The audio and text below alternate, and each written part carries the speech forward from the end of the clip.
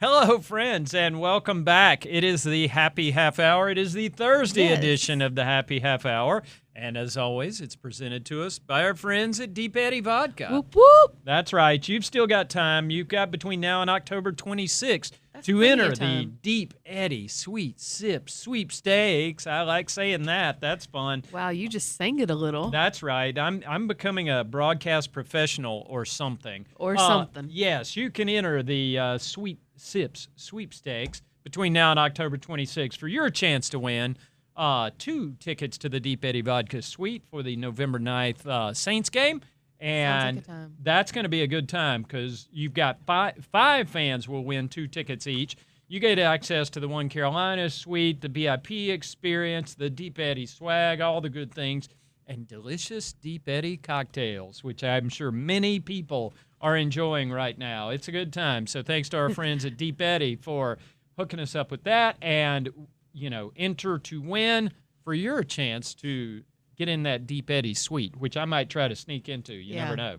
I bet you could really hit your stride writing-wise if you were in the Deep Eddy suite. Yeah, I got stories to tell you about that later on. It's involving other people, not me. There you go. Good save. Good save. A friend I'll call Stan, I think. Let's do that. But anyway, it's Dolphins week, ladies and gentlemen. The Miami Dolphins are coming to town, and a very different Dolphins team than we saw Monday, what we were thinking about Monday when we recorded this podcast last. Unfortunately, the catastrophic injury to Tyreek Hill, that kind of changes a lot of things for the Dolphins, obviously. Yeah. But, first and foremost, hope he gets well. He's one of the more electrifying players in the NFL. You hate to see a guy leave a stadium in a wheelchair the way he did the other night. So that's a tough one. But the Carolina Panthers also have stuff of their own they've got to work on, and that's been kind of the focus this week. It's been interesting, whether it's Dave Canales or coordinators, everybody kind of talked about Monday, Tuesday as like a quarter season reset. Mm-hmm. I mean, they really looked at their own stuff. They spent a lot of time talking about what they were trying to do, and opponent stuff almost became secondary for a couple days there because they had their own stuff they wanted to get working on. You hear teams say that from time to time, like, oh, we got to go back to the basics. I thought it was interesting. They never actually used that phrase this week. It was more so about evaluating what has worked, what has not worked.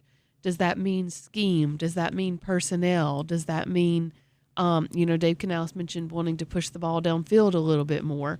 So it wasn't anything about like, oh, we're not doing the basics right. They feel like they've got that. It's about how do we become more, and how do we, Brad Idzik used the phrase today, like focus and refocus. Mm-hmm. How do we focus in on what we want to do, and then make sure that we're refocusing each play during the game. And he said, ironically enough, the New York Jets and Miami Dolphins had a great example, and then the Panthers had a great example too. The New York Jets moved right downfield on the Miami Dolphins in their first drive Monday night, and then fumbled the ball in the red zone. Mm-hmm. That was losing focus.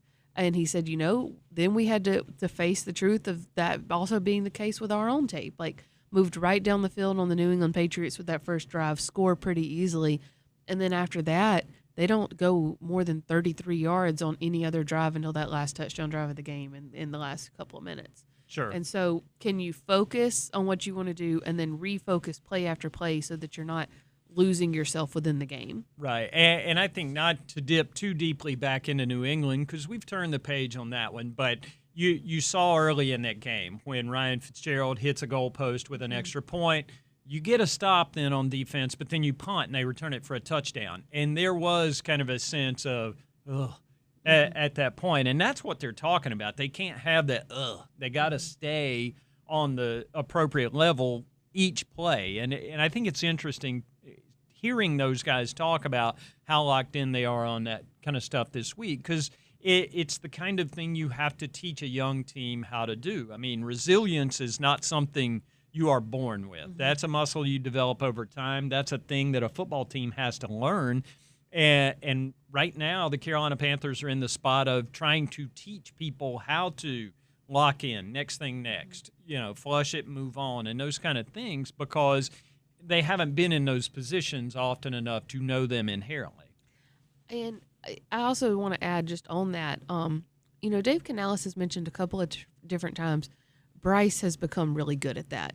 Bryce Young can come off the field after a bad play, address what went wrong with him with Canales while looking at the tablet, and then completely move on. Yeah. He does have a young crew around him, especially the receiving core, which at one point on Sunday was Daylevon Campbell, Teteroa McMillan, Hunter Renfro, who is a veteran, but then also I know I'm forgetting somebody. No, that's about it. That was pretty much it. Bryson Tremaine was in there. Bryson Tremaine, that's who else I was forgetting. Sorry, thank you. And, I mean, it was a thin crowd, and it's going to be a different-looking crowd this week. I mean, just to kind of recap the move, we got lots of new friends yesterday. Many people came in the door with David Moore going on injured reserve, Chandler Zavala going on injured reserve. They made the moves Tuesday. They waived injured Daylevon Campbell. He's on IR now. And then they released, that's the word I'm looking for. I word for a living. Thank you, ladies and gentlemen. Waived DJ Johnson from defense. So, I mean, there were moves on the way out. There were guys coming in. They promoted DJ Dallas and Travion Thomas from the practice squad. So there's some reinforcements for special teams immediately with some of those guys. Brought in Jake Curran, of course. Tell me 9 things you know about Jake Curran. His name is spelled J-A-K. We're working on that. No. It was funny. I was standing in the football hallway last night, and I saw like 3 of the new guys all happened to converge at once, and they were all like, it was like a little handshake circle. They were all introducing themselves. They're like, "Where'd you come from? Where'd you come from? Where'd you come?" And they were trying to figure out who they might know of each other. Yeah. And then Bryce happened to walk by, so he stopped and introduced himself to all of them. And, they were just trying to make because NFL world is small. They were trying to make connections and figure out who they might have trained, with across with each other. But it was funny watching them all like converge and try to meet each other. It just happened to be there. Yeah, a lot of new faces. And, it's unfortunate because you put another right guard on injured reserve. Chandler was replacing Rob Hunt, who got through 2 games before he was lost for the season. And, that's a tough situation to be in. I don't want to start thinking about – somebody referenced 2023 to me, and I was like, don't you put that evil on me, Ricky Bobby, when the Panthers used way, way more right guards than a team should ever have to use. But we're not talking about that. We're talking about what's happening now. The first thing is Brady Christensen goes in the starting lineup. I love Brady Christensen's ability to just be like, okay, I'll do that now. Yeah. I mean, here's a guy. I'll go play that position now. Yeah, he is believed to be, and I'm still in the process of the research on this, but I am almost certain he is the only person in franchise history to have started at all 5 offensive line positions. Oh. He's done that. He has started 1 game his rookie year at right guard, where he's going to be probably for the foreseeable future now. And Brady has started 1 game at right guard. He was next to Taylor Moton that game. Do you know who else was in as a part of that offensive line?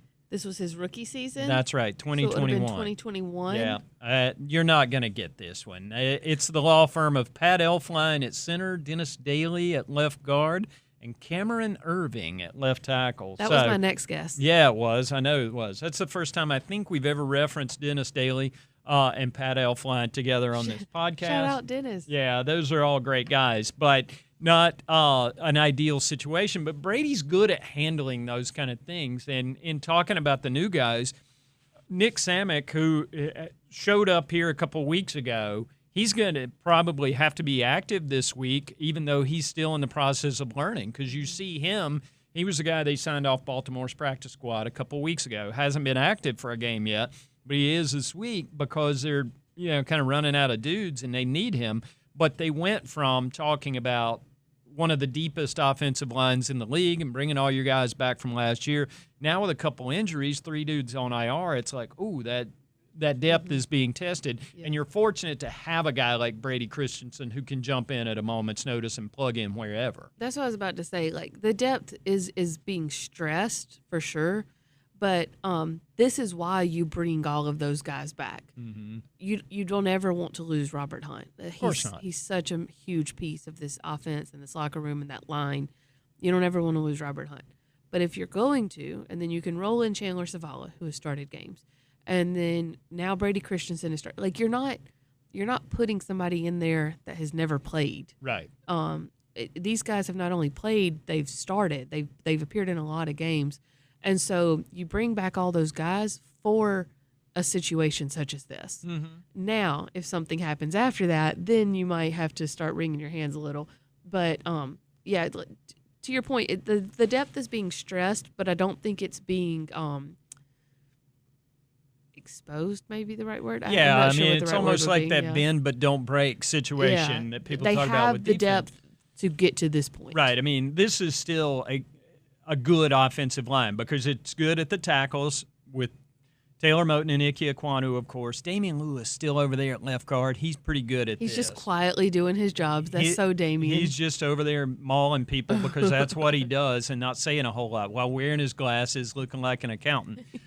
Cade Mays in the middle. Played a lot of good football around here the last couple of years with him at center. So still a good group. It's just a group that's had to adjust on the fly, and that's kind of the situation, to your point, that you kind of prepare for. So Brady Christensen starting in right guard for the second time. Again, I just love the fact that, he started at all 5 positions. Not a lot of people have done that. Bruce Matthews, the Hall of Famer, of course, was able to start at all 5, but very few people are able to pull that off because five-tool player.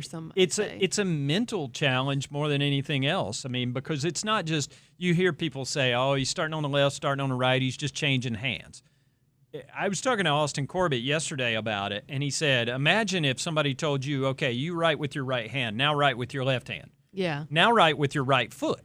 Now go write with your left foot." Yeah. And I was like, "Austin, I don't think I can write with my feet." And he said, "Of course you can't, but Brady can." So he is. I don't know that Brady can actually write with his feet. Yeah, I want to test that. He's just very good at playing in a lot of positions. So it's good to have him. Other changes with that lineup or with those roster moves, David Moore going on IR means the door's open for Jalen Coker? Jimmy Horn. Jimmy Horn, duh. I did the horn sound. I teed you up for that. That was the test, and I failed. Jalen Coker's another week or so probably away from being activated, but Jimmy Horn gets his shot this week. A lot of people have been looking forward to Jimmy, and you were talking to him yesterday about how excited he is. He's really, just bouncing all around about this, isn't he? No, not at all. I know, right? He is very, very chill, to the point that friend of the program, Vashti Hurt, she was like, "I know you've got to be more excited than what you're trying to show us." She's like, "Why are you holding this in?"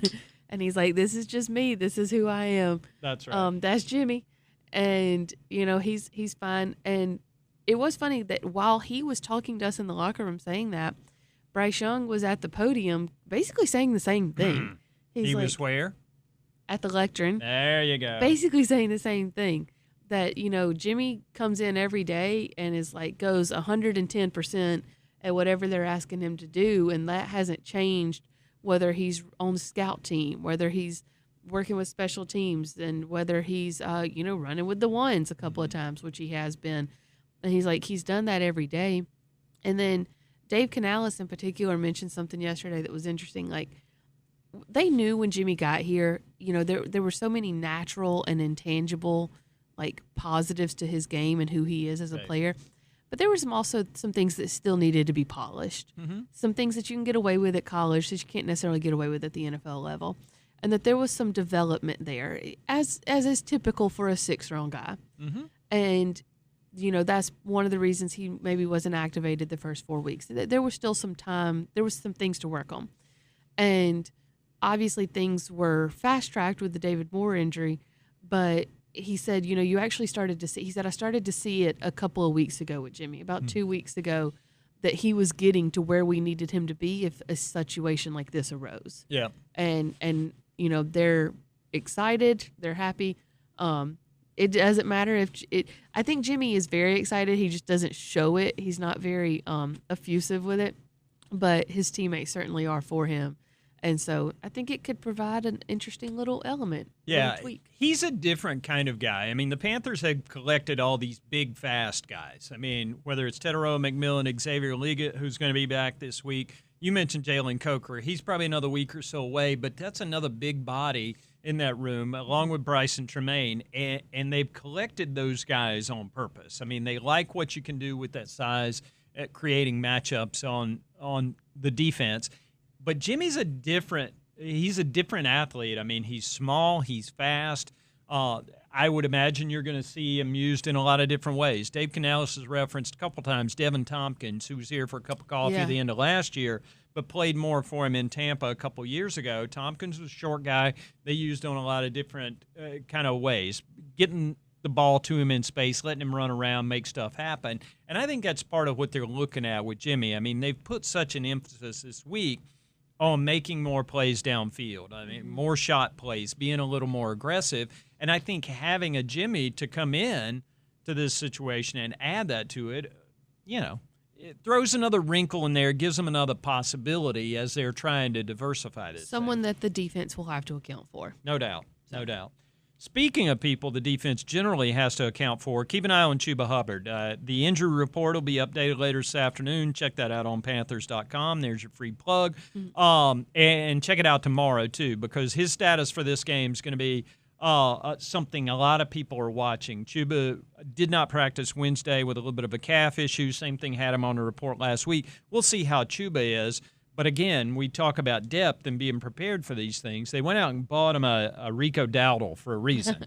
You wanted another 1,000-yard back in the backfield, backing up your 1,000-yard back. Here's Rico Dowdle. So even if they get in a situation where Chuba's not able to go, they kind of like that depth they've got with Rico. And I'm curious, too, if because, we've seen Chuba and Rico trading off a lot of series.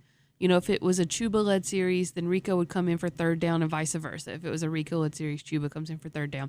And then they would trade off, every 2 to 3 series, kind of who was going first. It was a nice little rotation there. Do they do that with Rico and Trevor Etienne? I would guess not, but I guess we'll find out on Sunday. And then, Rico's so much more of an outside the tackles guy. Does the run game approach change if Rico is your lead guy versus Chuba? All questions that we'll find out the answers to on Sunday, but I'm very curious to see. Yeah, no doubt. And again, when you watch the way they moved the ball that first drive last week, it's like, okay, here it is. Here it is. That's what they're going for. That's what they're trying to create. Obviously, they're going to have to adjust. If Chuba's not out there, that's a significant adjustment to their offensive plan. But again, just the fact that we're not talking about signing somebody off the street to play a bunch of running back snaps. This is a 1,000-yard back who's already been here in your system.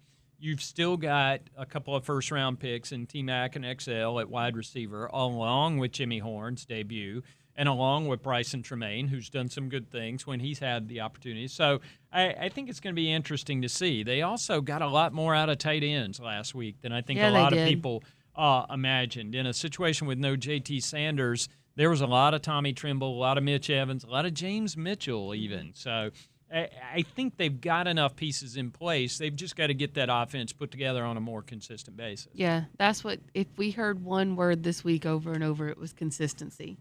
Can we be consistent from one drive to the next, from one play to the next, one drive to the next, and then one game to the next? That's been what has admittedly been lacking. And then, once you're consistent, then you can really start to get into your flow. When you're not consistent and when you get out of what's the word? When you get out of order a little bit, it's uncomfortable. It's hard to play call through that. It's hard to get a you have to combobulate yourself. Oh, there you go. Combobulate because you have been discombobulated. You were previously discombobulated, yes. But now you are combobulated. It just throws everything off when there are drops or when you get behind the sticks and you're not in a favorable down a distance. It just throws everything off. So can you keep that consistency going from one drive to the next? I think we saw that in the Atlanta game. We saw it in the second half of the Cardinals game. Now it's just about doing it week to week. Yep, no doubt. But here's the best news.